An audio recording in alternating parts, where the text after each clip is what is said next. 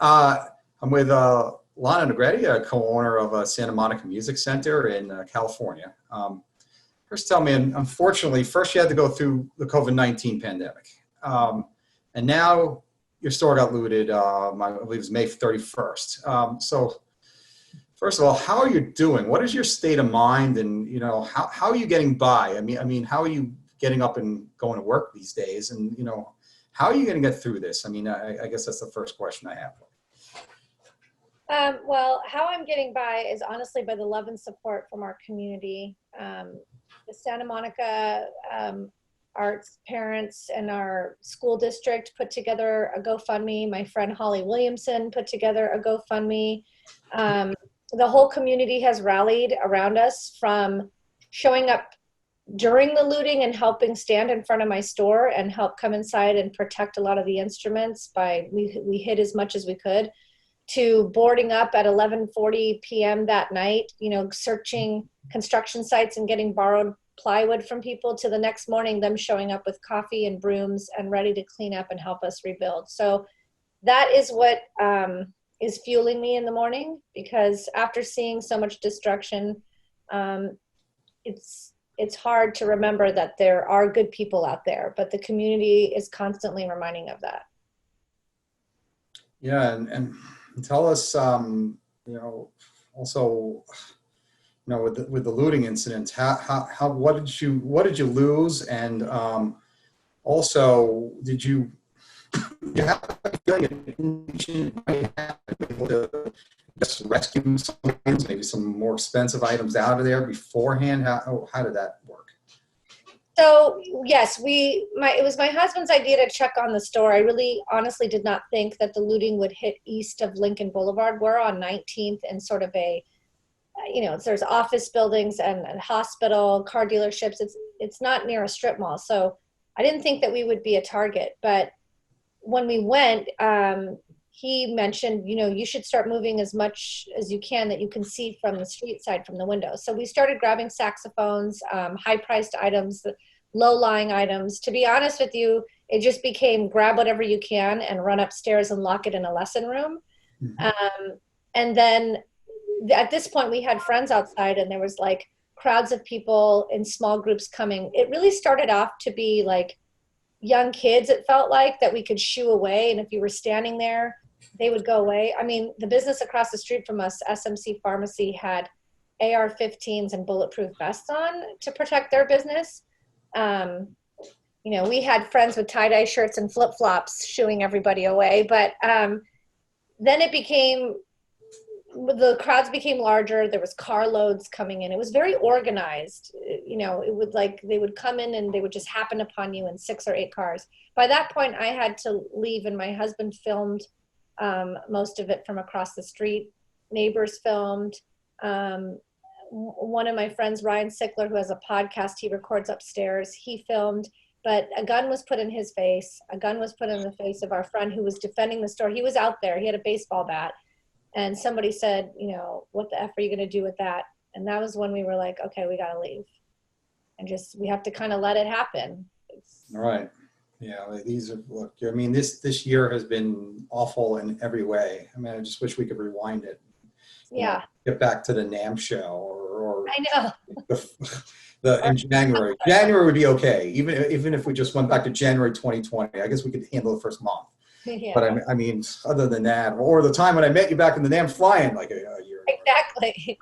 We go back to that too. But yeah, I mean, I guess another thing I wanted to ask you is, I know the way I would feel, and I just want people to feel, you know, when this happens to you, you understand that, you know, it's just chaos. But there's a lot of why me out there? I mean, you know, it's like. I mean, yeah, sorry. I mean, I just want to finish. You'd have to think, why are they attacking a small music store? You know, I mean, you know, as opposed to a corporation. Right. And honestly, that's why I wasn't worried about boarding up my windows. I'm like, I'm not the Michael Kors store or whatever, the Van store. But yes, there was definitely that. A lot of friends said, oh my God, it's just stuff, let it go. Like, you know, don't get so emotional about it. But it's very violating. It feels like somebody is in your home. They're stealing. It was like watching my kids get hit by a stranger or someone break into my home. That's what it feels like. And it's not so much why it's me. I mean, I was just devastated and pained. I was screaming at the first group of guys we saw trying to take a crowbar from my car, honking my horn, trying to stop them, saying, please stop, this is my family business. It becomes very personal. You know, you realize they're looking right past you and they don't care. And that's hard. And that's the part where you start to feel like these aren't even human beings anymore. How could you do something like that to someone? You don't know who I am, you know, where I come from, or what situation I'm in and how much I put into this business. Why would you do this to a small family business? Yeah, I definitely felt like that. But I am not ignorant to the fact that there are separate groups out there. There's a protest that's going on about an issue, and there's peaceful protesters, and then there's other groups that are on different ends of whatever they're fighting for, and then there's also opportunists. And so we saw the three other groups, unfortunately, where we were, there was no peaceful protesters. That was happening somewhere else. It was all just these organized groups and opportunists. Yeah, it's really awful. Sorry to hear that. And in fact, you said it's you were telling me before, it's a family business with your dad, right? And I think also your dad also know about that. Yeah, my dad, Paul, better known as Chico, started the business with one drum student, and then 5 years later sent for his brother, my uncle Victor, and they ran the business from a much smaller location down the street on Lincoln Boulevard. And then it grew to the location it is now. Although we don't own the building, we do have a really nice space where upstairs we do music lessons, and downstairs we sell and rent instruments. And, you know, we work with all the schools and we do repairs and all that kind of stuff. So he started it with one drum student. It was more about lessons. My uncle brought in the retail portion of it.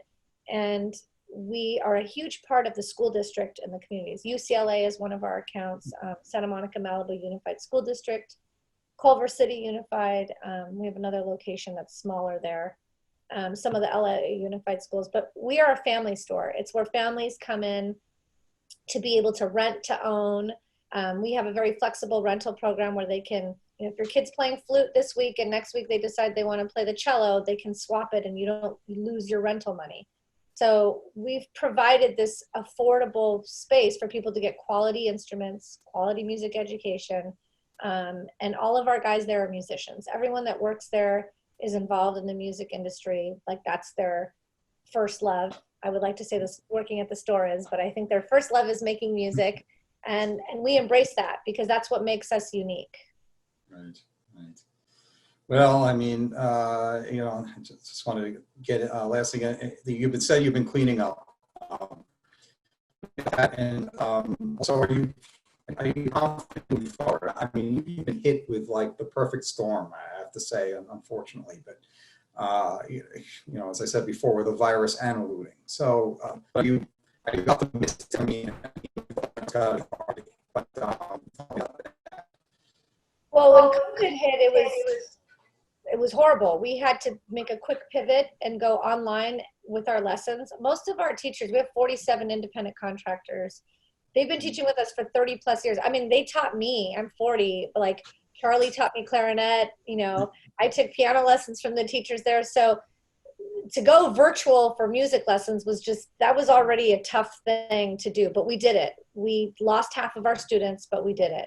And then our rental business, people panicked. I think they're losing their jobs. You know, playing an instrument is considered, or taking lessons is a luxury item. It's not essential. So that was hard. And we're not a food place. So to go curbside didn't really apply to us. So it affected us greatly. We lost over 68% of our business in 30 days. And then the whole debacle with the PPP and all that stuff. I mean, we were just being constantly knocked down.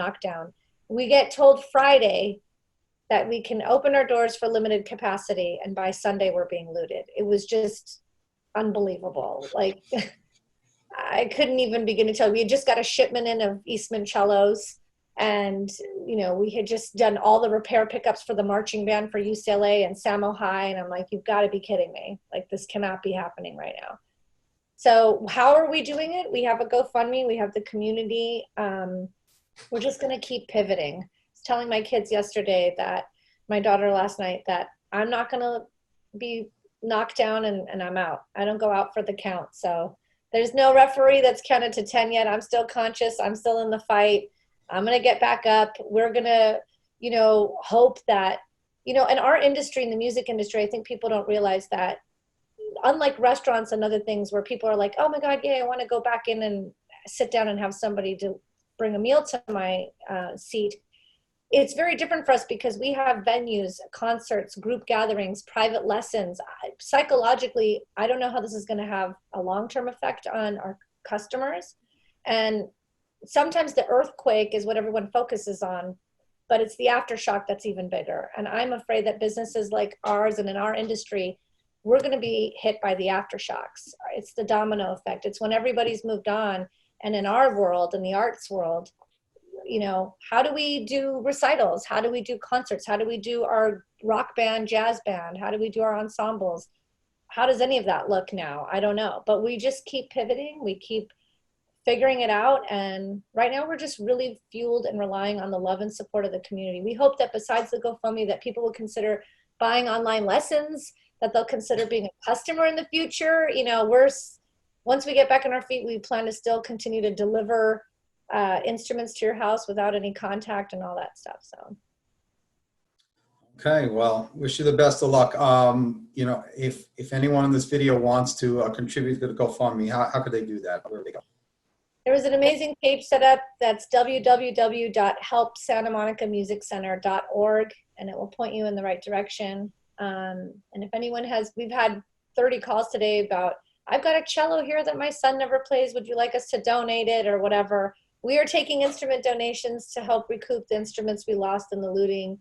And we are also just taking phone calls of love and support. I've been answering them all morning since 8 o'clock, and I've been spending 10, 15 minutes on the phone with complete strangers all across the country. And I have to tell you that when you asked me earlier is what is getting me up in the morning and having me show up to work. Okay, well, great. I better let you get back to it. I know there's a lot of work, unfortunately, that you got to do. So I will let you get there. But thank you so much for taking the time today.